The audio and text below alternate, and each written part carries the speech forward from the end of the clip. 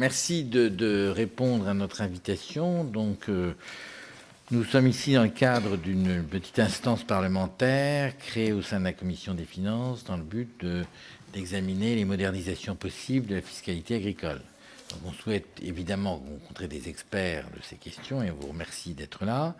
Donc, vous avez les membres de la commission, en particulier le rapporteur. C'est une commission qui réunit un peu toutes les sensibilités politiques. Nous ne sommes pas tout à fait la même sensibilité. C'est une commission qui est donc demandée et organisée par la majorité, par la Commission des finances dans son ensemble.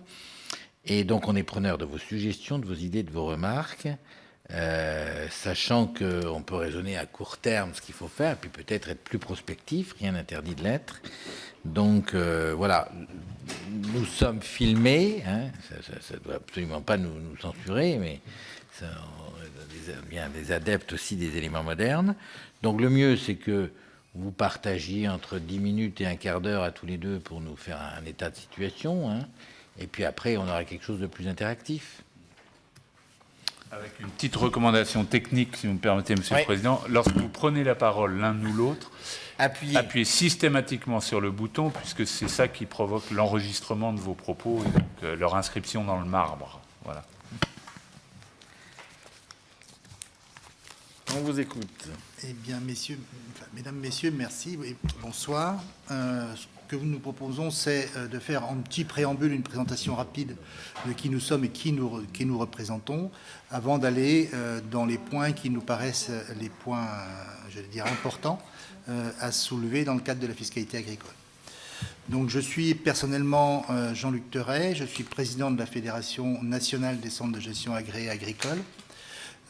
Cette fédération nationale regroupe environ 75, ou même pas environ, regroupe 75 centres de gestion territoriale, locale ou régionale, et accompagne environ un peu plus de 40 000 agriculteurs ou entreprises agricoles sous les régimes du réel. Ça représente environ entre 20 et 25% des entreprises agricoles de la région. Dans les particularités, nos adhérents sont des entrepreneurs agricoles, donc majoritairement, j'allais dire, sur une démarche d'entreprise agricole. Quand on reprend la population, nos adhérents au réel normal représentent environ 39% des exploitants. Les entreprises agricoles au réel simplifié représentent 61%. Les adhérents au forfait représentent 0,8 pour 1000, c'est-à-dire de manière totalement insignifiante. Dans les éléments complémentaires de précision, pour 1000, hein, 0,8 pour 1000. 39, 61, dans les 61% qui sont au réel simplifié, 20% de ces 61% sont des forfaits qui ont opté au régime du réel simplifié. C'est la particularité principale, j'allais dire, de la population. Donc, nous souhaitons organiser notre intervention sous la triple vision 1 de la vision d'entrepreneur, parce que c'est un élément, j'allais dire, de plus en plus prégnant dans le monde agricole, de l'entreprise agricole et viticole, et de l'acteur majeur et indispensable de l'économie rurale, parce que ça nous semble être une problématique globale qu'il faut prendre en compte, et pas seulement la notion de producteur agricole. C'est quelque chose, j'allais dire, pour nous beaucoup plus vaste et qui, on le voit au fur et à mesure du temps, est de plus en plus significatif. Voilà, Bernard, si tu veux bien. Donc, Bernard Noncio, j'ai oublié d'appuyer, évidemment. Bernard Noncio, expert comptable dans un petit village rural, c'est Puligny-Montrachet. Et je suis donc président de l'Union nationale des experts comptables agricoles depuis un peu. Oui. Mais je suis aussi le maire du pays, donc la problématique rurale me semble très importante aussi. Et l'UNECA, donc l'Union nationale des experts comptables agricoles, c'est une association plus que trentenaire. À l'origine, ce sont des experts comptables qui se sont intéressés à l'activité agricole et devant les difficultés se sont regroupés sous forme associative pour se mettre ensemble d'accord et essayer d'interpréter tous les textes qui étaient assez abondants dans les débuts d'année de la fiscalité agricole, la fiscalité réelle en tout cas. Et cette association regroupe maintenant, il y a 450 adhérents, mais on peut considérer que ça regroupe plus de 1500 experts comptables. Et l'objet principal de l'association est la formation pour que les experts comptables soient effectivement très bien formés au niveau de la fiscalité, ainsi que le droit rural et ainsi que le droit social agricole. Et puis aussi, nous avons quand même des relations avec la FNSEA, bien sûr, le ministère de l'Agriculture. J'ai assisté là, aux assises de la fiscalité agricole au ministère de l'Agriculture. Voilà. Donc, même objectif, essayer de voir par le dessus la fiscalité agricole, pas forcément traiter des points ponctuels, parce que ça, c'est très technique. Et puis, c'est pas forcément l'intérêt de raisonner très ponctuellement quelque part, sinon on va mettre un petit pansement sur quelque chose qui existe, quoi. Alors, ce qu'on attend de vous, c'est des propositions, hein, donc allez-y. Je vais juste, pour terminer ce préambule, on vous a fait parvenir des documents concernant ce qu'on publiait à destination de nos adhérents. Et si vous en êtes d'accord, nous vous proposons, à l'issue de notre audition, de vous faire un rapport écrit sur les propositions qu'on peut soumettre et pour lesquelles nous avons débattu, si cela vous convient. Voilà, alors, dans le cadre de notre intervention, nous souhaitons volontairement ne pas être trop techniques, puisque ce n'est pas l'objectif, et axer sur les points que vous avez relevés dans la lettre qui nous a été communiquée sur les points principaux à aborder, en les traitant peut-être sous une approche structurée différemment. La première partie de l'intervention porte sur la spécificité des entreprises agricoles, parce qu'on a l'habitude de dire l'agriculteur, c'est pas comme un autre, etc. C'est vrai et c'est pas vrai. Mais on a essayé d'identifier les spécificités structurantes de l'exploitation agricole. La première que nous ne retrouvons pas ailleurs, c'est la nécessité vitale du foncier, à des exceptions près sur du hors-sol, mais c'est la nécessité vitale du foncier. C'est l'établissement en zone rurale. C'est la forte dépendance aux aléas, et la forte dépendance aux aléas sur 3 familles. Donc c'est en plus le cumul de ces 3 familles qui a une incidence significative sur la gestion. Les aléas climatiques, les aléas sanitaires et les aléas liés au marché, donc au prix de vente des matières. Autre élément significatif qu'on ne retrouve pas dans ces positions-là sur le reste de l'économie française, c'est le cycle long de production.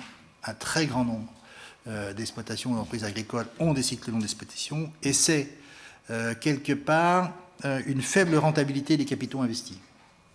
Ce n'est pas systématiquement toujours partout, mais c'est quand même une dominante que nous retrouvons dans l'ensemble de nos dossiers. Oui. Pardon, je n'ai pas entendu le terme que vous avez utilisé, c'est cycle de non-exploitation, c'est ça que vous avez dit prononcer ?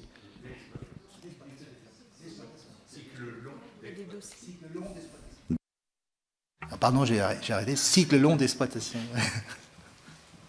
Le dernier élément qu'on retrouve de moins en moins dans les autres secteurs de l'économie et qui est toujours, j'allais dire, très fortement marqué en matière agricole, c'est ce qui est lié à l'entrepreneur et à sa famille. On se disait par exemple, si on prend le secteur du petit commerce. Le secteur du petit commerce, dans ces 20 dernières années, a totalement été modifié. Où on avait réellement une notion de transmission liée au commerçant, à sa famille, etc., qui a aujourd'hui totalement disparu. Ou très très fortement disparu. L'ensemble du cycle de l'habillement, par exemple, aujourd'hui, c'est dominé à 80% par des chaînes. Ça va très très vite. Nous n'avons pas, dans le monde agricole, cette particularité. Il y a toujours une relation extrêmement étroite entre l'entrepreneur, sa famille, et l'entreprise agricole. Donc voilà les particularités, j'allais dire, que nous isolons. Avec en plus l'attachement pour le foncier, qui est quand même quelque chose de prédominant aussi au niveau agricole.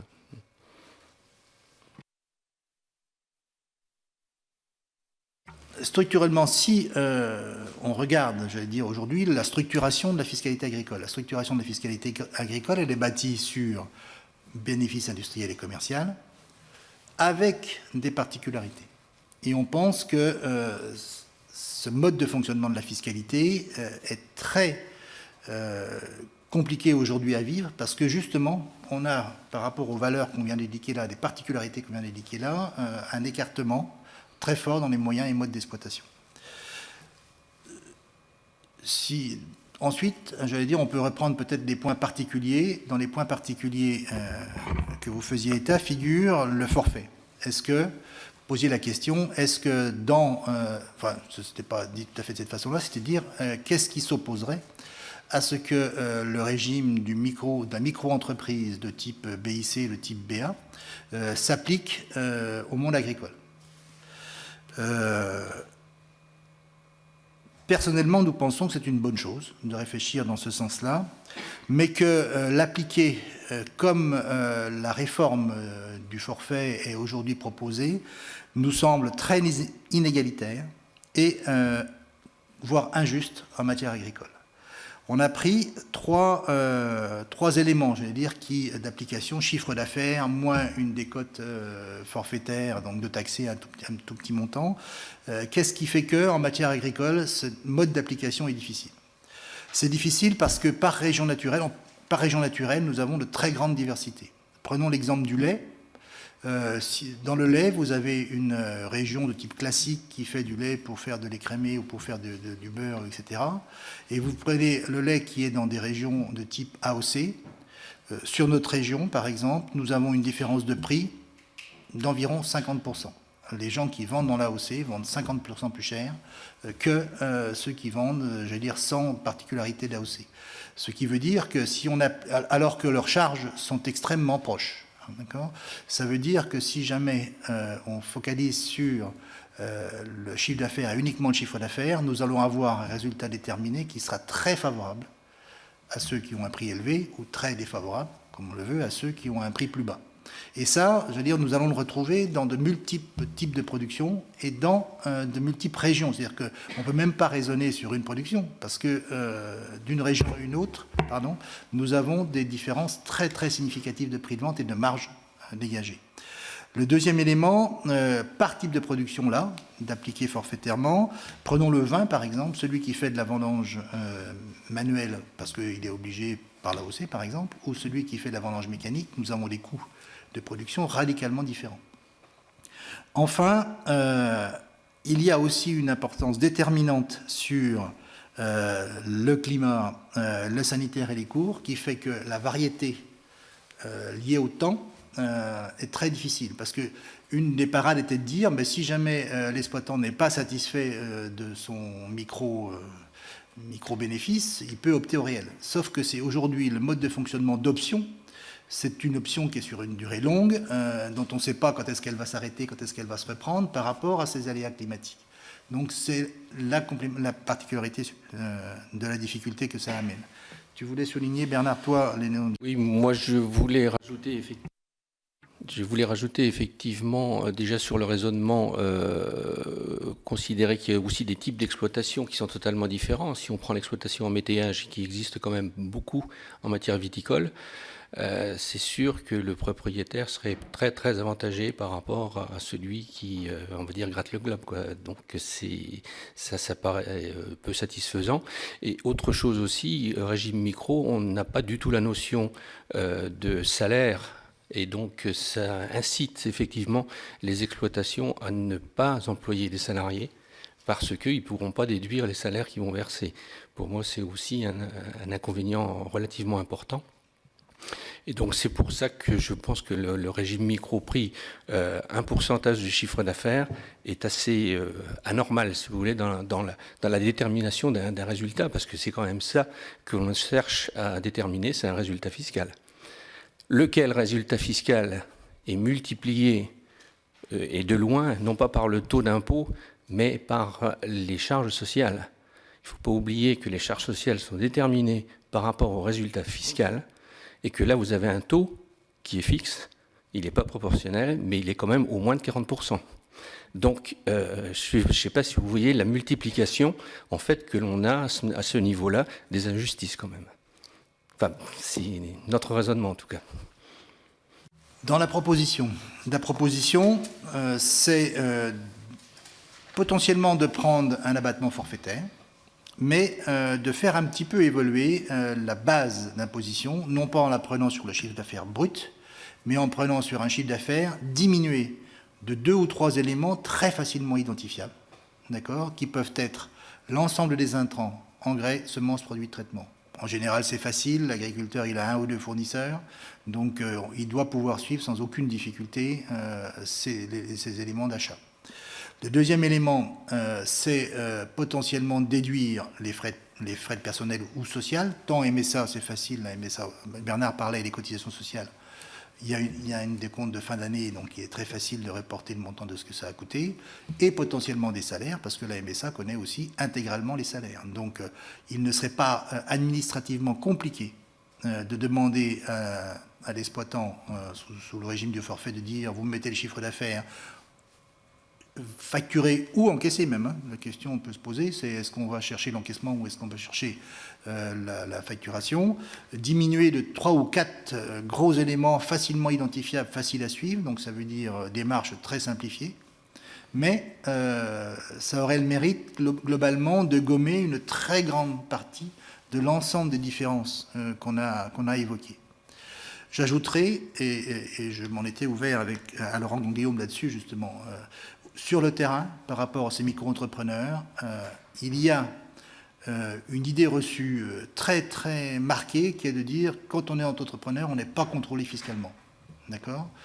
Et quelque part, c'est un peu vrai parce que dans la mesure où il n'y a pas de traçabilité de 2-3 éléments, la seule chose qu'on fait, c'est on déclare le montant de ce qu'on a encaissé, point, après avoir fait. Si on demandait à l'exploitant en 10 lignes de dire donnez-moi les achats que vous avez faits, les cotisations sociales et le montant de la MSA, enfin les salaires, j'allais dire, là on garderait, j'allais dire, une trace écrite de l'ensemble de ce qui a été fait, d'accord, très simple, et donc ça pourrait apporter au civisme fiscal. Voilà les 2 points, j'allais dire, que nous mettons en avant dans le cadre de l'évolution du forfait par rapport aux démarches micro-entrepreneurs. Entendu qu'au plan quantitatif, et d'ailleurs vos chiffres en attestent, c'est marginal aujourd'hui.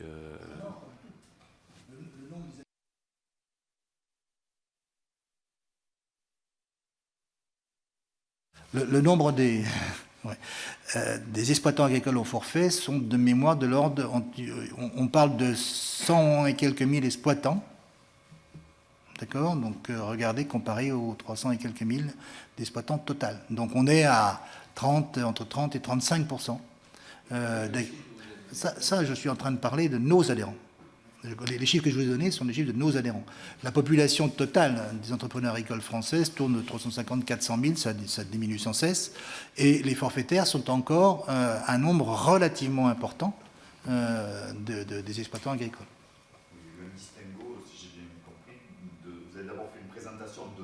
Oui, tout à fait. Que vous adressez, et maintenant vous êtes en train de parler d'une situation de France de constat. Tout à fait, exactement. Oui, oui. Non, parce qu'on ne prétend pas avoir une société particulière sur nos adhérents. Parce qu'en effet, les chiffres que vous avez énoncés tout à l'heure. En effet, les chiffres que vous avez énoncés en préambule, dans votre préambule ne coïncident pas avec ce que vous nous énonciez maintenant. C'est d'où l'interpellation et l'interrogation. Il est sûr que nos clients ne sont pas les forfaitaires, puisqu'il n'y a rien à faire. Donc il n'y a pas de comptabilité à tenir, il n'y a pas non plus de possibilité donc de ce fait-là. C'est pour ça qu'au niveau des centres, il y a très très peu de forfaitaires. C'est un non-sens d'ailleurs de dire le forfait qui va dans un centre de gestion et qui prend un expert comptable. Ce qui est le cas d'ailleurs pour certains forfaits, quand on est jeune agriculteur, parce qu'on a une obligation de tenir aussi une comptabilité. Donc, on a quelques clients qui sont au forfait, qui n'ont donc pas fait l'option pour le réel et qui sont encore au forfait. Mais c'est uniquement une comptabilité de gestion. Alors, quelle est la raison ou quelles sont les raisons pour lesquelles il y a tout un pourcentage là qui sont passés du forfait au réel alors ? Elles sont de l'ordre de 3. Elles sont de l'ordre de 3. Le premier, c'est que on disait que les gens sont dans une démarche d'entreprise agricole. Donc, il y a un suivi des comptes, etc. Et globalement, le régime du réel suit de beaucoup plus près la réalité économique de l'exploitation. Je veux dire, dans le forfait agricole, il n'y a jamais de déficit, par exemple. La deuxième, elle réside dans la particularité même du forfait agricole. C'est-à-dire que le forfait agricole, il est déterminé par département. Et il est indiqué que les agriculteurs du département qui ont des productions atypiques, donc ne sont pas répertoriés dans les forfaits du département et ont l'obligation d'être imposés sous un régime réel si jamais il n'y a pas d'autres références et d'autres pairs. Le troisième élément est lié à ce que dit Bernard, c'est-à-dire que les agriculteurs qui sont jeunes agriculteurs, intitulés jeunes agriculteurs, c'est-à-dire qui bénéficient des dotations jeunes agriculteurs, des DGA, ont une obligation de comptabilité de gestion et sont incités derrière à aller sur un régime forfait. Voilà. J'en rajouterai une petite quatrième quand même, qui n'est pas neutre, c'est le coefficient de 1,25 de multiplication des revenus pour l'imposition quand même, puisque non adhérent à un centre de gestion, qui n'est pas neutre non plus. On peut poser une question. Quelle est la moyenne des revenus des agriculteurs dont vous avez la charge et le différentiel, donc, alors moyenne basse, donc le plus petit revenu, moyen et haut revenu, s'il vous plaît? On n'a pas les chiffres là, mais non, c'est sûr. Je n'ai pas les chiffres là. On peut regarder, sauf que je me méfie énormément des moyennes, mais on vous donnera les chiffres communiqués. Alors, je me méfie des moyennes. Pourquoi ? Je me méfie des moyennes parce qu'il y a tous les aléas qu'on vient de voir et que donc ça fluctue beaucoup. Le deuxième élément, c'est que, comment dirais-je ? Oui. Puisque vous suivez dans des comptabilités, je ne vous demande pas une moyenne précise ou autre, c'est de dire quel est le plus petit chiffre d'affaires que vous rencontrez et un chiffre médian simplement, c'est pour avoir une idée. Je ne vous demande pas de me faire une moyenne parce qu'en plus ça peut varier en fonction du lait, en fonction de ceci ou de cela. Voilà, je ne sais pas, est-ce que c'est 150 000 euros, 200, 300, 1 million, simplement ça plus bas chiffre, moyen et le plus haut par exemple. Si nous allons du plus petit, ça va être autour de 50 000. Si nous allons sur les plus gros, ça sera de l'ordre de 3 à 4 millions d'euros.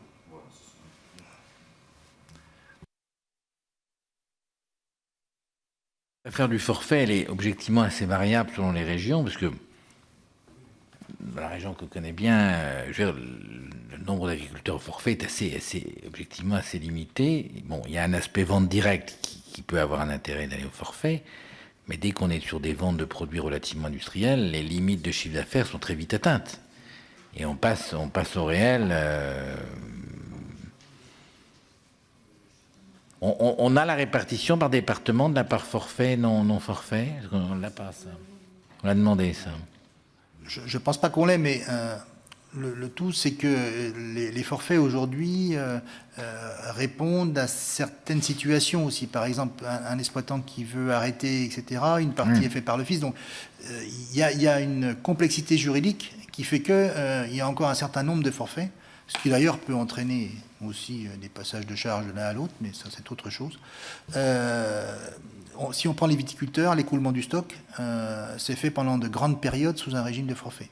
Donc le viticulteur qui arrêtait, il vendait ses bouteilles petit à petit parce qu'il avait l'obligation d'écouler son stock en fonction des millésimes et il restait sous le forfait s'il ne passait pas au réel. Donc on pouvait avoir la coexistence de deux exploitations, les enfants au réel et le père qui était toujours au forfait. Dans les propositions que vous faisiez, là, s'agissant spécifiquement du forfait, donc vous proposiez un régime d'abattement supplémentaire pour réduire... Si, c'est pas ce que vous disiez, ou alors j'ai mal compris. Vous demandiez à ce que le revenu pris en compte pour le calcul du forfait se voit déduit d'un certain nombre de... Non, c'est pas à ce niveau-là que... Globalement, aujourd'hui, la proposition qui est faite sur les forfaits, c'est chiffre d'affaires moins un pourcentage, enfin déduit d'un pourcentage forfaitaire de charge. Donc on est 87%, donc on est à 13% de bénéfice du chiffre d'affaires. Nous disons, prendre comme référence le chiffre d'affaires brut est un élément qui entraîne des diversités insupportable et une injustice certaine. Donc, nous proposons, d'avoir une base, non pas en chiffre d'affaires, mais de quelque chose d'un peu plus précis que le seul chiffre d'affaires, c'est-à-dire en y déduisant les intrants, et majoritairement engrais, produits de traitement, semences, etc. Et, voilà. Oui, mais on n'est pas sur le bénéfice, on est sur la base. Et d'avoir un abattement forfaitaire sur ce qui reste, donc sur cette base, bien inférieur aux 87%. Donc ce n'est pas une augmentation de l'abattement, c'est une réduction de l'abattement. Pour l'instant, pas d'idée. Mais quelque part, c'est des choses qui peuvent facilement être identifiées, parce qu'on a quand même des structures d'exploitation. Une fois qu'on a enlevé ces 3 principaux éléments, l'autre élément variable, ça va être les amortissements. Le reste... Et les frais généraux. Oui, mais les frais généraux sont assez semblables d'une exploitation à une autre. Interactive, on a eu un autre débat avec d'autres interlocuteurs avant vous. L'idée, c'est de dire, finalement, le système des bénéfices agricoles, il a été conçu à une certaine époque, mais à bien des égards, on se rend compte que pour un certain nombre d'exploitations, de type exploitation active en quelque sorte, le système de l'impôt sur les sociétés adapté à l'agriculture serait plus pertinent. Il permettrait de provisionner, il permettrait de bien distinguer ce qui est revenu du travail du reste et de ne payer les cotisations sociales que sur la partie revenu du travail. C'est un des problèmes auxquels on est confronté dans l'agriculture. Alors, est-ce que c'est une bonne idée? Est-ce que c'est pertinent? Est-ce qu'on se trompe?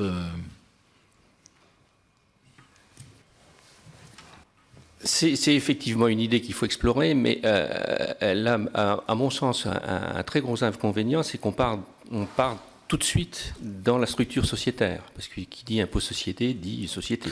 Alors, sachant qu'on est sur des logiques déjà de société, tout type de société confondue, moi, dans l'agriculture que je connais, qui dépasse largement les 50% des exploitations.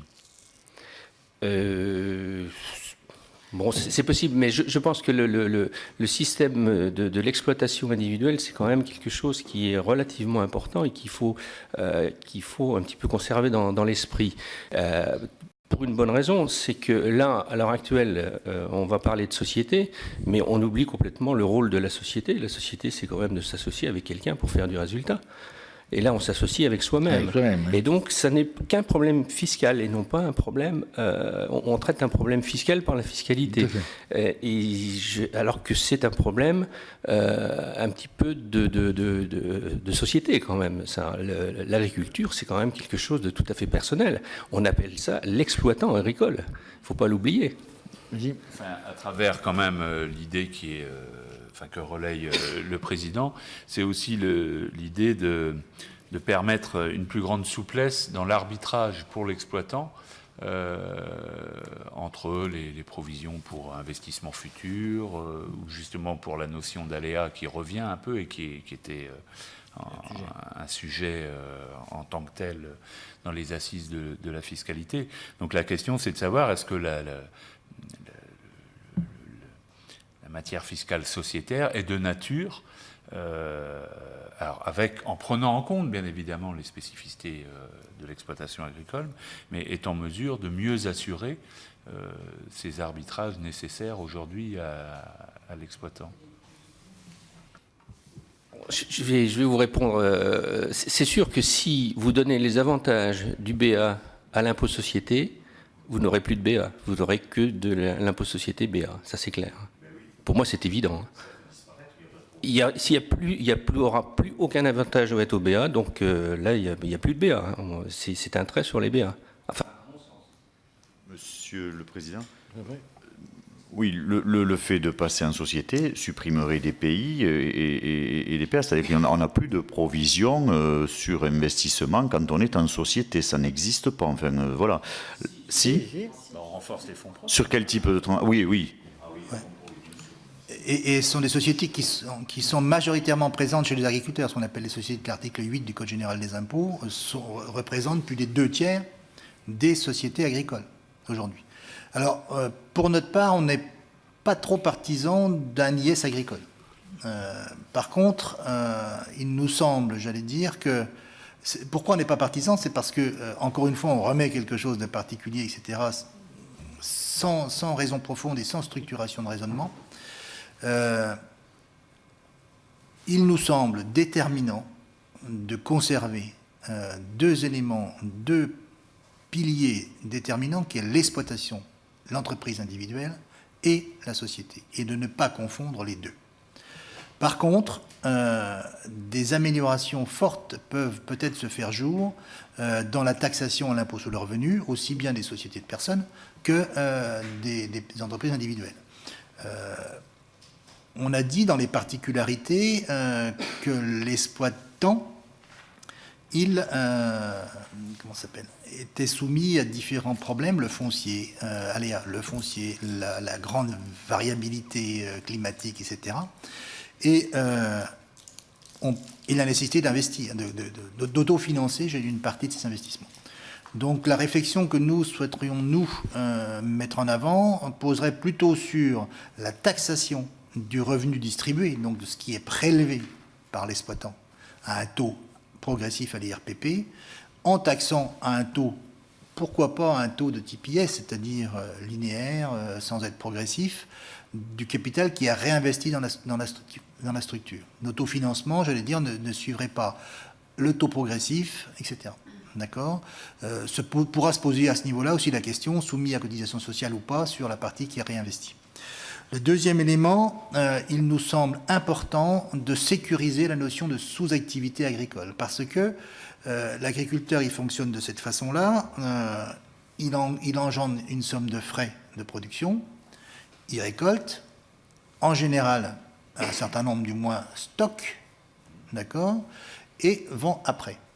Sauf que, en fonction de la quantité récoltée, le prix unitaire du bien en stock varie systématiquement tous les ans.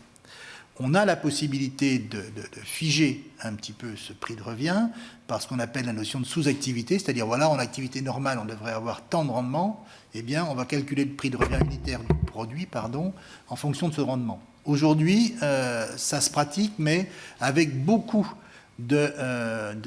d'incertitudes fiscales. Si on prend par exemple la région bordelaise, qui a pratiqué la sous-activité de manière importante, aujourd'hui l'administration fiscale est en train de remettre certains nombres de calculs de chiffres de stock en disant mais qu'est-ce qui me dit que c'est l'aléa climatique qui a fait que vous n'avez pas récolté plutôt que votre décision volontaire de gestion.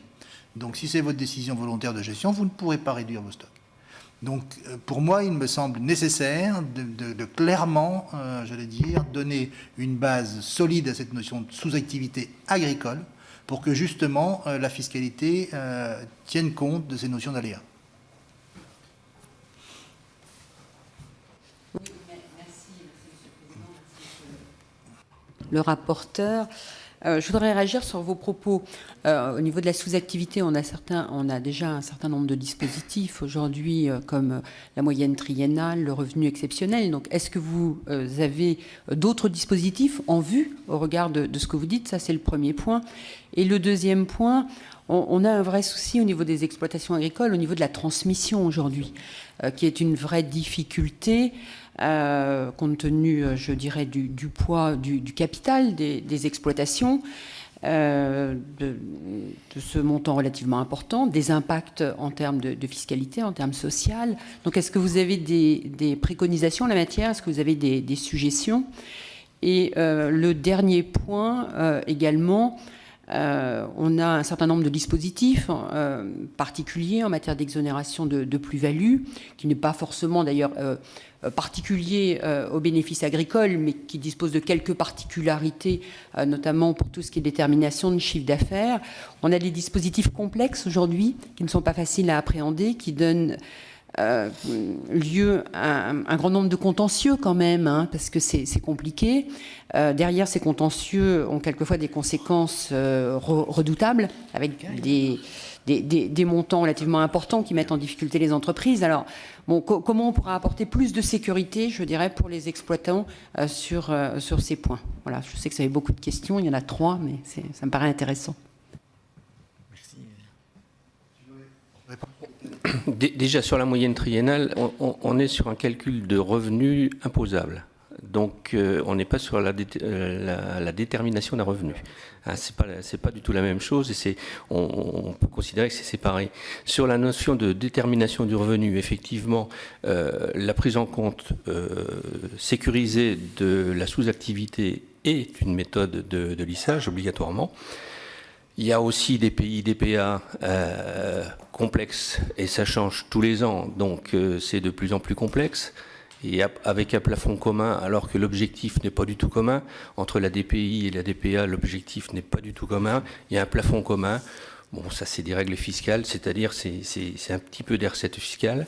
C'est vrai que sur les plus-values, c'est extrêmement complexe aussi, ça change tous les ans. Donc c'est insécurisé, c'est clair. Alors par contre, la recette pour diminuer les plus-values, je ne la connais pas bien, sauf effectivement une exonération ou alors des calculs, puisque entre 250 000 et 350 000, il y a effectivement des pourcentages d'abattement. Je pense que c'est effectivement là, dans ce système-là qu'il faut aller. Avec aussi avoir la transmission des exploitations lorsqu'elle est faite au sein de la famille, c'est-à-dire qu'il n'y a pas de mouvement de capitaux en fait entre les générations, et c'est ça qui était extrêmement difficile, parce qu'il faut soit payer des droits de succession importants, soit financer les frères et sœurs qui, eux, ne sont pas forcément exploitants. Donc ça, c'était effectivement extrêmement complexe. Mais je pense qu'une réflexion peut y aller, pourrait bien améliorer les choses.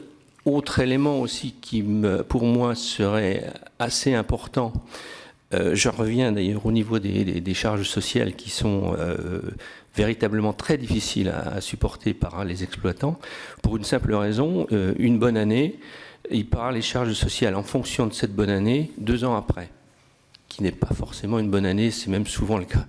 Et donc c'est quelque chose qui est horrible. Parce qu'on a un taux progressif au niveau de l'imposition, ce qui fait qu'on n'a pas forcément après le disponible pour payer les charges sociales. Et pour moi, une des solutions d'étalement comme ça du revenu, ce serait de pouvoir, l'année même où on réalise un bon résultat, faire le calcul en dedans des charges sociales qu'on aura à payer dans 2 ans et les mettre en passif, c'est-à-dire en charge sur le même exercice. C'est pas très compliqué à faire, c'est un calcul en dedans, mais ça on sait faire.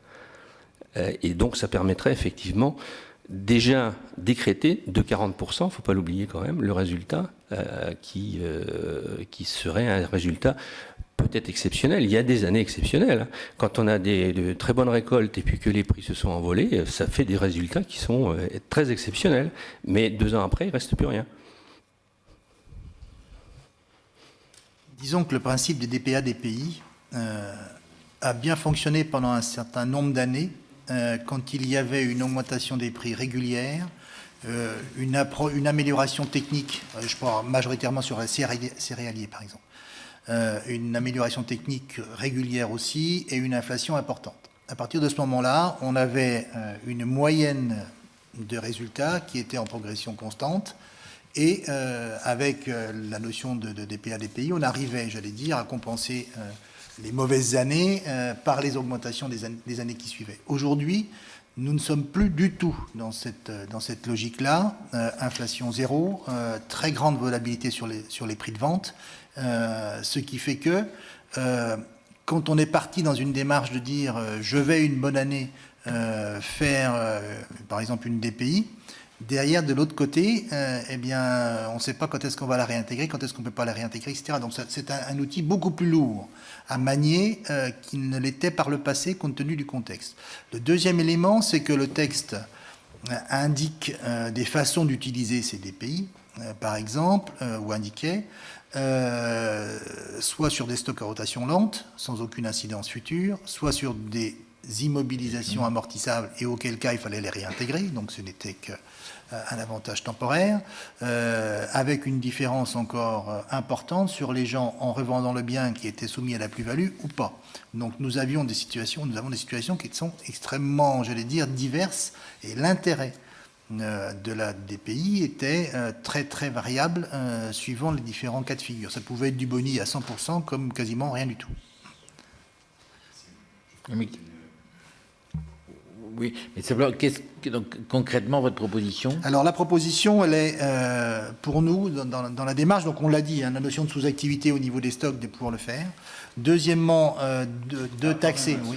La sous-activité, actuellement, c'est une notion qui est reconnue par des instructions fiscales Oui et non. D'accord. C'est pas dans les... Oui, si, la sous-activité... La sous-activité, elle est définie en matière industrielle, c'est-à-dire que quand vous avez un outil de production qui vous permet de produire 10 000 et que réellement vous avez plus que 5 000, vous pouvez produire que 5 000, vous êtes en sous-activité. D'accord ? En matière agricole, elle est définie, ceci. En matière agricole, il y a deux éléments. Il y a des éléments indépendants de la volonté, climat, etc., mauvaise récolte, et il y a les éléments de choix personnel, c'est-à-dire que grosso modo, si nous... Voilà. Donc, et la difficulté, c'est ça, c'est-à-dire que l'administration fiscale dit, mais c'est pas par élément non voulu que vous avez produit moins, c'est parce que vous avez souhaité améliorer la qualité, ou n'importe quoi, si on prend le Bordeaux, en produisant moins. Donc ça me paraît nécessaire de simplifier. Le deuxième élément qui était pour nous un élément important, Bernard l'a dit, c'était de pouvoir déduire les cotisations sociales futures, fiscalement, ce qui n'est pas le cas aujourd'hui, de taxer au taux progressif que ce qui est prélevé et pas ce qui est réinvesti dans la structure. Et le troisième élément qu'on indiquait, le quatrième, pardon, c'était sécuriser le suivi et la connaissance des options fiscales, parce qu'aujourd'hui, il y en a dans tous les sens, etc. C'est une très grande insécurité. Alors, il y a un point sur lequel je me permets de revenir, c'est donc vous dites en matière de cotisation sociale, on les paye 2 ans après. Oui. C'est pas 1 an après? Non, ça fait 2 ans en fait. Ça fait 2 ans. C'est calculé sur le revenu N-1 ou la moyenne triennale d'ailleurs N-4, N-2 plus N-3 plus N-2 ou N-1. Mais l'avis d'appel arrive à N+1. Donc il y a bien 2 années de décalage. En trésorerie, c'est sûr, il y a 2 années de décalage. Oui, parce que... c'est vrai. Oui, le RSI, c'est la même chose. Mais, et alors, votre idée, c'est de ne pas décaler le paiement nécessairement, mais de faire en sorte le paiement qu'on puisse passer en charge, ouais. Le paiement ultérieur. Voilà, c'est ça. Ce qui permettrait la bonne année d'avoir de déterminer une charge supplémentaire et donc un bénéfice moindre et donc un paiement ultérieur moindre. Exactement. Ça me semble une idée intéressante. Le seul problème, c'est quand on fait le passage, parce qu'il y a une année, où on a fromage et dessert, si je comprends bien. Non, parce qu'à chaque fois, vous aurez un revenu qui va déterminer des cotisations sociales que vous paierez dans 2 ans, mais tous les ans, si effectivement l'année d'après, au lieu d'avoir un très haut revenu, on a un très faible revenu, on va calculer les cotisations et donc on va déduire très peu, puisqu'il va y avoir cette cotisation faible en fait. Alors, ça c'est intéressant comme idée. Oui. Et est-ce qu'il y a des secteurs d'activité où se pratique ça? Est-ce que... Je vais vous dire la réponse de la DGI. On ne fait pas ça pour une bonne raison, c'est que on n'est pas sûr de payer la cotisation en supposant qu'on arrête son activité. Donc, il n'annonce pas une provision sur quelque chose qui n'est pas définitif. C'est tout. Il considère que tous les critères pour la déductibilité fiscale de la provision ne sont pas remplis parce que, j'allais dire, il y a une hypothèse si on arrête son activité, on ne paye pas la régularisation. C'est tout. Donc ça, c'est quelque chose qui effectivement peut évoluer. Et pour répondre sur le double effet, quelque part oui et non. Oui, parce que celui qui va avoir l'année du changement une augmentation importante du bénéfice, il va pouvoir déduire des charges payées dans 2 ans.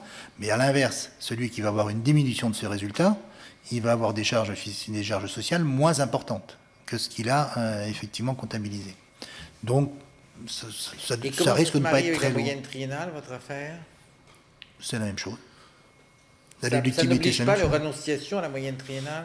Non, puisque la base, elle est connue. La base de la moyenne triennale, elle est connue, puisque c'est les années antérieures, plus l'année réalisée. Donc, ça n'empêche pas.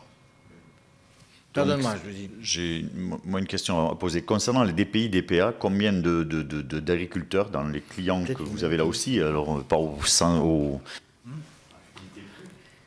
utilisent les DPI et les DPA. Moi, je posais la question dans mon département. Oui, beaucoup m'ont dit, mais Kesako, c'est-à-dire en occitan, qu'est-ce que c'est quoi? Parce qu'ils n'en avaient pas trop entendu parler.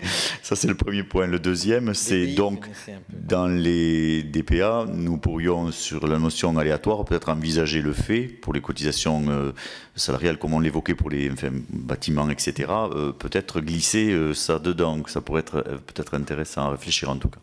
C'est-à-dire la possibilité de faire que les charges salariales, par exemple, puissent entrer dans cette possibilité de faire une notion d'aléa. Mais le pourcentage m'intéresse, en tout cas, dans les agriculteurs que vous suivez.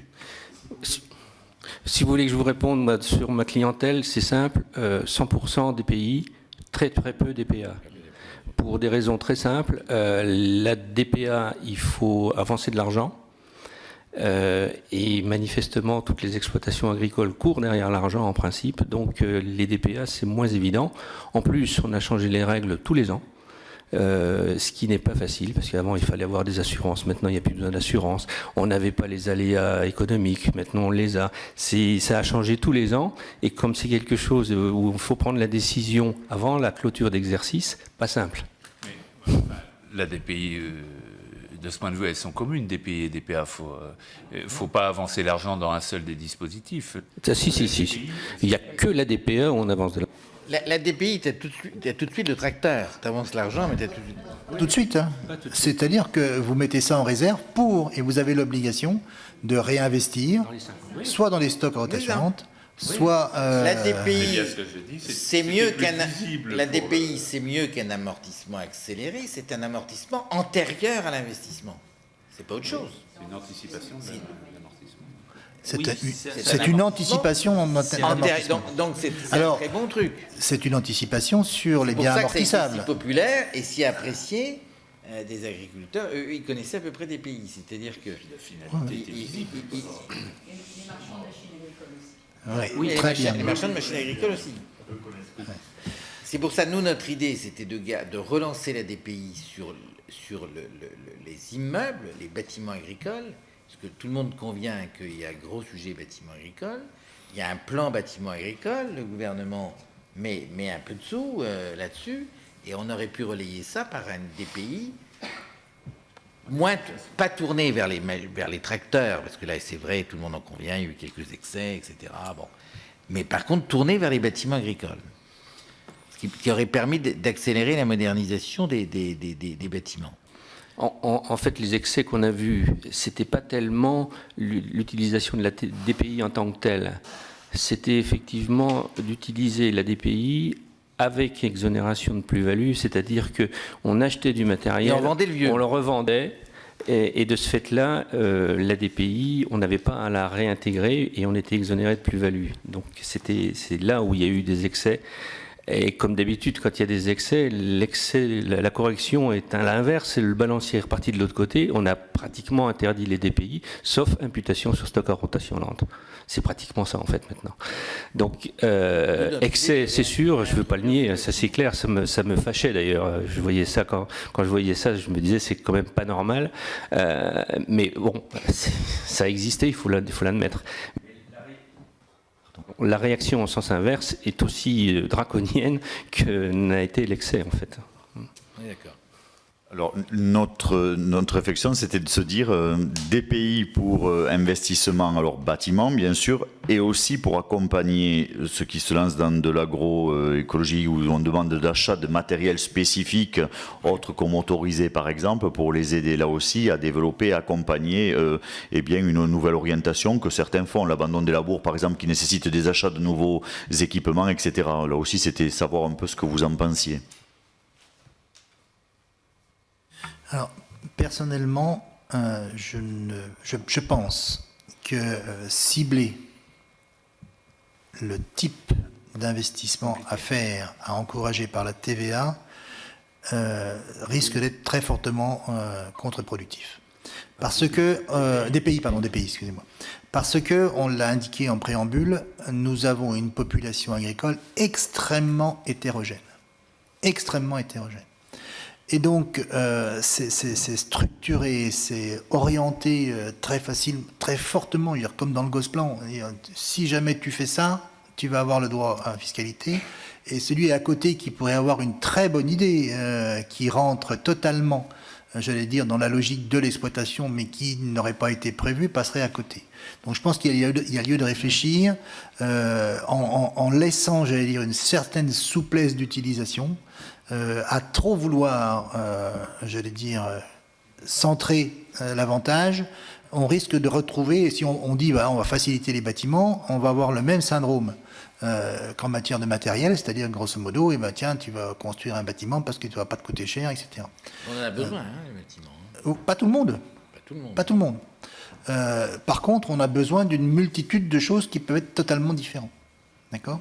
On prend des parts de sociétés de commercialisation, par exemple. C'est un élément qui est peut-être au moins aussi important que le bâtiment agricole. La capacité à structurer son aval, c'est quelque chose, j'allais dire, de déterminant. Donc, il me semble aussi nécessaire de l'encourager. Pour terminer, je crois qu'on avait terminé sur l'approche aléa climatique. Oui, préconisation, c'était ça. Et pour aller maintenant sur un autre élément qui nous semble déterminant et important, et on l'a rapidement abordé dans le cadre de la transmission, c'est l'importance du foncier agricole. Et quand nous regardons ce foncier agricole aujourd'hui, on se dit l'agriculteur est un producteur transformateur, comme un industriel classique globalement. Et l'agriculteur est la seule entreprise ou le seul entrepreneur qui ne peut pas amortir son outil de production. On n'amortit pas la terre. Non, on n'amortit pas la terre. D'accord ? Et ça, quelque part, j'allais dire, tant en matière de transmission, mais que d'acquisition des moyens de production, c'est quelque chose d'extrêmement pénalisant. Parce que, grosso modo, il faut réaliser un bénéfice de 3 pour investir 1. Pour autofinancer 1. Quand on enlève l'impôt, les cotisations sociales, les intérêts, etc. Sachant qu'en France, la terre est relativement moins chère que dans les pays voisins. Oui, sachant qu'elle est relativement moins chère, mais si on prend quelqu'un qui a un bâtiment industriel ou commercial, même encore plus commercial, en centre commercial, il amortit son bâtiment. D'accord ? C'est bien son seul outil de production ou d'activité, mais on lui permet de le faire. Et je pense qu'il y a lieu de se pencher sur l'autorisation à donner sur l'amortissement du foncier. On s'y retrouvera à terme. Par rapport à une situation d'il y a 20 ans. Il y a 20 ans, il y avait une démarche. Encore une fois, on avait le prix qui n'arrêtait pas de monter, etc. Aujourd'hui, on n'a plus d'inflation. Globalement, l'ensemble des entreprises ont des moyens de technique fiscale de faciliter la transmission. En matière agricole, nous n'avons pas changé entre 1962 et aujourd'hui les méthodes de transmission des terres via GFA, via bail rural long terme. Ça n'a pas du tout évolué. Et je pense que c'est un élément extrêmement important sur lequel nous devons nous pencher et notamment de revoir cette notion d'amortissement potentiellement. On amortit ce qui se détériore en général, ou ce qui se consomme, ou ce qui se... Vous êtes sûr qu'un immeuble aux Champs-Élysées, ça se dégrade. Je ne sais pas si ça perd de la valeur, mais l'immeuble, par moment, il va falloir le restaurer de fond en comble. Ça peut coûter horriblement cher. La terre, il faut en effet peut-être veiller à bien l'entretenir régulièrement, mais on n'est quand même pas dans la même chose. Et le risque en plus, c'est que si on se lance dans de l'amortissement, on sait ce que ça va donner. Il va y avoir encore des petits malins qui vont faire grimper le prix encore plus vite pour essayer de récupérer. Enfin voilà, ça peut avoir un effet inflationniste énorme aussi quelque part.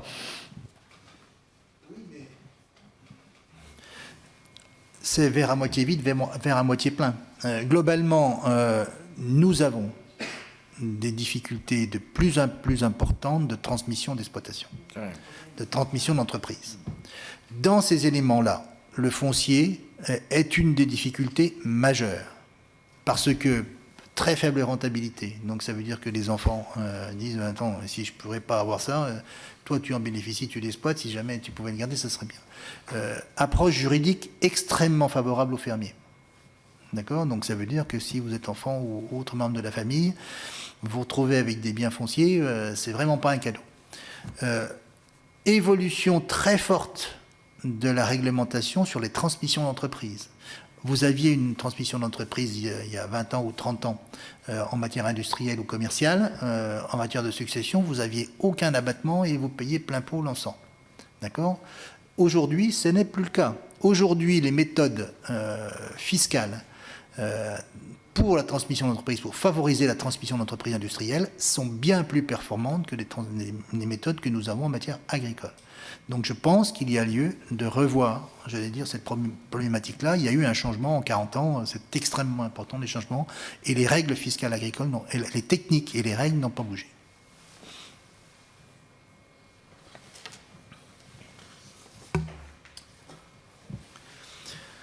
On a fait le tour, d'autres points. 2 points complémentaires. Il y en avait 3, mais on peut très bien passer sur la méthanisation. Le premier qui nous semblait être la pluriactivité. Pluriactivité, aujourd'hui, là encore, nous avons des règles fiscales qui sont totalement à contre-courant de la réalité de la situation. C'est-à-dire que si vous avez une exploitation, une entreprise agricole, qui se diversifie dans le tourisme, dans d'autres produits, dans la commercialisation, qui veut assumer, j'allais dire, un contrat et qui donc doit acheter un produit pour assurer le contrat, elle se trouve dans une complexité. Elle peut très bien être imposée sous 3 régimes fiscaux différents, BA, BIC, BNC, avec des règles qui disent 50 000 ou 30% du chiffre d'affaires. Globalement, si vous avez 3 millions de chiffre d'affaires, 50 000, c'est rien. D'accord ? Notre proposition, c'est de dire abandonnons cette obligation de faire des déclarations différentes et taxons les résultats dégagés par l'entreprise par l'activité principale. Donc voilà, si on veut simplifier la démarche. Le deuxième élément... Comment vous conjuguez cette proposition avec la question de la concurrence qui est aussi posée par les hôteliers, par exemple, vis-à-vis des chambres d'hôtes ou les travaux Le bénéfice est taxé de la même façon entre un hôtelier et un agriculteur qui réalise une activité de chambre d'hôtes ou une activité d'hôtel. C'est la même chose, le bénéfice, il est déterminé exactement de la même façon. L'élément de variabilité, ça peut être juste le revenu exceptionnel. C'est tout. Le reste, c'est 100% identique. Je pense qu'il ne faut pas confondre effectivement revenu agricole, donc la chambre d'hôte à la ferme ou autre, par rapport aux chambres d'hôte d'un particulier, qui est là imposable directement en BIC, avec un micro-BIC d'ailleurs très favorable. Donc une concurrence tout à fait déloyale vis-à-vis des hôteliers. Mais sur les bénéfices agricoles, il n'y a effectivement pas de différence. On dégage un résultat et le taux d'imposition, il est exactement le même. Même si vous êtes en société soumise à l'IS, c'est exactement la même chose. Ou alors, si vous êtes au niveau de l'impôt sur le revenu, vous êtes dans les tranches de vos revenus, tout simplement. Mais il n'y a pas de différence. Donc là, si effectivement il existe une concurrence, c'est pas là.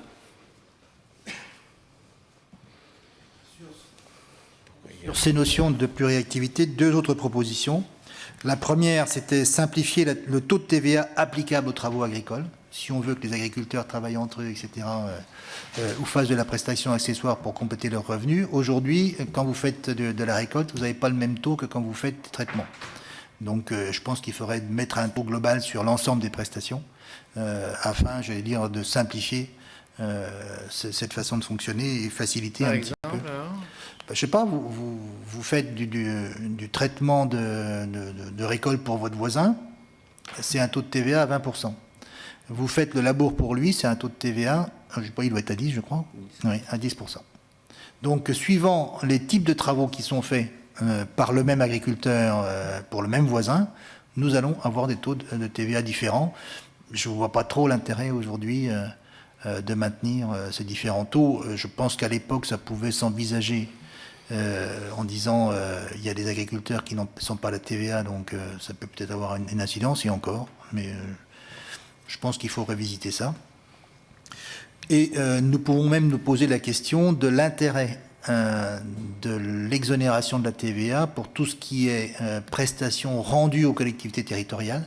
Si on veut encourager l'espace rural, éviter aux petites communes d'investir, etc., il serait peut-être bon, j'allais dire, de revoir aussi cette position, permettre aux agriculteurs de faire des prestations aux communes rurales sans TVA.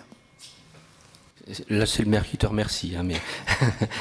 Préoccupation chère à quelques collègues membres de cette mission. Cela a un sens dans le cadre de l'espace rural. Si on veut, l'agriculteur, il est l'acteur économique le plus important de l'espace rural. Je reviendrai juste un petit peu sur la pluriactivité parce que je pense que l'agriculture n'arrivera pas à se développer en dehors de la pluriactivité. Et donc mettre des freins un peu partout devient un non-sens économique. Et ça, c'est pas acceptable. Les non-sens économiques, quand on ne fait pas quelque chose parce que je vais me faire allumer au niveau fiscal ou parce que je vais être obligé de présenter 2, 3 comptabilités, ça devient hyper contraignant et complètement anormal. C'est-à-dire que là, on est bridé, on bride l'économie. Pardon ? Oui, mais... comme tout mal, ça se soigne. Tout est enregistré. Dernier petit point qui peut aller rapidement, vous posez la question des CUMA. Au niveau des CUMA, notre position est que c'est une très bonne idée, un bon outil initialement, donc globalement mutualiser des moyens pour réduire les coûts et pour améliorer la productivité. C'est aussi un lien de tissu social. Par contre, il nous semble important de faire évoluer la notion de taxation sur les plus-values du matériel. Parce que globalement, aujourd'hui, quand vous êtes en dessous des limites de taxation des plus-values, que vous achetez un matériel, vous le revendez avec plus-value, vous êtes exonéré de cette plus-value. Quand vous êtes en CUMA, le mécanisme même de la CUMA fait que vous n'aurez plus de plus-value non imposable. Le deuxième élément, c'est peut-être aussi de faire évoluer les notions de gouvernance et des conditions de sortie, parce que là encore, si on veut être souple, la CUMA a quelque chose d'assez contraignant, de patrimonialisation, c'est-à-dire que si jamais la CUMA a un matériel important en valeur, financièrement, j'allais dire, le retrait de la CUMA ne peut se faire qu'à la valeur des parts, réévaluer, enfin, en tenant compte de l'inflation, et c'est quasi nul. Et enfin, les responsabilités financières qui sont attachées au statut coopératif font que celui qui sort est encore responsable pendant 5 ans des dettes de la CUMA, dans la limite de 2 fois son capital. Là encore, j'allais dire, c'est un élément de contrainte qui n'est pas obligatoirement aujourd'hui tout à fait adapté du moins au fonctionnement. Si on veut favoriser, il faut peut-être regarder 2-3 de ces règles-là. Mais là, c'est un élément lié à la coopération agricole. Mais je pense que ces contraintes d'aujourd'hui expliquent la baisse en pénétration des CUMA. Une question qui va peut-être vous paraître néophyte, mais comment on peut réaliser des plus-values sur des cessions de matériel qui, par définition, se déprécient, non puisqu'ils sont intensément utilisés En matière de plus-value, la règle fiscale est le matériel se déprécie sur la durée de son utilisation, donc on le ramène à une valeur de 0, d'accord, en sachant que l'administration fiscale donne des durées théoriques pour tel type de matériel, etc., ainsi que des modes d'amortissement, notamment l'amortissement dégressif, qui accélère dans les premières années l'amortissement sur le principe de, je sais pas, vous prenez votre voiture, elle va se déprécier beaucoup plus vite sa première année que les années qui vont suivre. Et la conjugaison, j'allais dire, de ces éléments-là font que on peut très rapidement amortir à 40, 50, 60%, par exemple, un tracteur, alors que l'état du marché fait qu'il aura perdu beaucoup moins que ça. Voilà. Je vais peut-être être méchant aussi, mais là, les marchands de matériaux aussi ont peut-être joué un petit rôle. C'est-à-dire que pour pouvoir vendre du matériel neuf, ils rachètent plus cher le matériel ancien.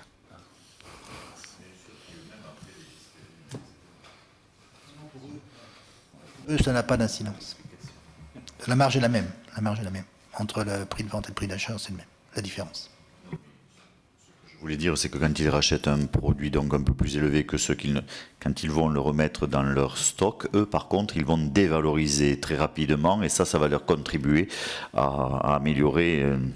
Si. Non. Parce que ils auront constaté leur marge. Non. La marge sera plus importante au début. D'accord ? Donc elle va être compensée par la dépréciation de stock.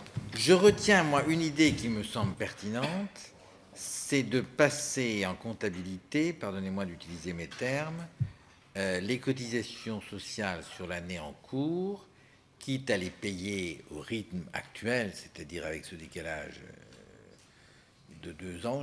Pour moi, c'était 1 an, mais bon, je me trompe certainement. Ce qui permettrait effectivement ça serait un des éléments de lissage. Ça serait un élément de lissage, et vu ce que représentent les cotisations sociales pour les agriculteurs, ça serait un élément de lissage très important. Ça, si on pouvait faire passer cette idée, monsieur le rapporteur. Mais bon, elle n'est pas neutre financièrement, cette idée, ça, on comprend bien. Faut la mesurer. Surtout l'année de démarrage, quoi. Faut démarrer. Maintenant, si vous la complétez d'une taxation différente entre les bénéfices prélevés et les bénéfices réinvestis, il est possible que les éléments se conjuguent dans le sens différent. Mais là, on a un raisonnement de type IS. C'est pour ça qu'on avait notre question de base sur l'IS. Oui, mais... Finalement, cette idée, ça, c'est une idée très IS. Oui, mais moi, ça me gêne d'appeler IS impôt sur les sociétés. D'accord ? Quelque chose qui n'a rien à voir avec une société. Donc, c'est un problème de vocabulaire. Oui, mais je comprends que ça vous gêne, mais déjà, dans mon petit paysage, une bonne moitié des sociétés qui existent ne sont pas des sociétés où il y a une personne, une famille, si vous voulez. C'est déjà le cas, c'est pas une nouveauté, ça, c'est une donnée. Et vous avez même dans le monde de l'industrie beaucoup de choses qui s'appellent IS, et en fait où tout appartient à une même personne. Pas du tout. Dans le monde de l'industrie, il y a obligatoirement l'IS sur les sociétés. Ça n'existe pas en entreprise individuelle. Sauf unipersonnelle. Oui, mais sauf mais la société, elle est de fait, elle appartient à une personne, point la ligne. Non, ça n'existe que dans les sociétés unipersonnelles, les EIRL. C'est tout. Mais c'est pas du tout dans les autres sociétés. Les autres sociétés ont plusieurs associés. Non. Le changement quand vous êtes en SARL, par exemple, ou même en SAS, vous pouvez être un associé unique aujourd'hui. C'est totalement... Dans la SS, oui, pas dans la SARL. Non, dans la SAS, oui, maintenant. Oui, tout à fait. Merci en tout cas pour ces éléments. Je vous raccompagne.